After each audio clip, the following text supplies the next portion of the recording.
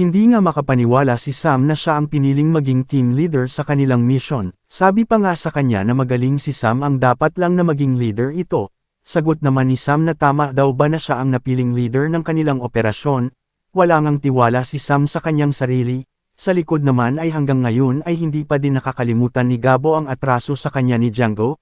Hindi makakalimutan ni Gabo na si Django ang dahilan kung bakit siya nakulong ng ilang taon sa kulungan. Masaya naman si Mang Rudy na kasama na nila ang kanyang anak. Sinabi pa nga nito sa kanilang mga kapitbahay na nagbabago na si Gabo. Tiwala nga si Mang Rudy at nakipagpastahan ito na itataya niya ang kanyang buhay na nagbago na ang kanyang anak. Nagulat naman si Django at Linda nang mabalitaan nila na nakalaya na si Gabo. Sigurado ako nagaganti si Gabo sa'yo Django. Sagot naman ni Django na hindi siya takot kay Gabo. Nakaisip naman ito ng masamang plano. Inutos nito sa mga bata niya na ipaalam kay Gabo na magkita sila. Sa pagdating ng dalawang bata sa bahay ni Gabo, sinabi nga nila na magharap sila ni Django. Maglaban daw sila kung sino ang tunay na siga sa kanilang lugar. Tahimik naman si Gabo at hindi nito pinakita na galit siya kay Django. Sa pag-alis nito at pagpasok ng bahay, masaya naman si Mang Rudy at sinabi na nagbago na talaga ang kanyang anak.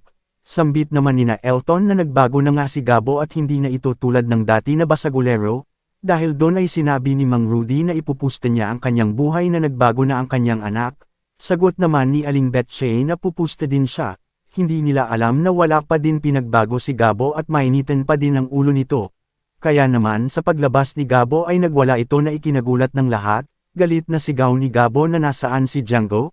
Kaya naman sumugod si Gabo sa teritoryo ni Django. At dito nga ay magkakaharap silang muli.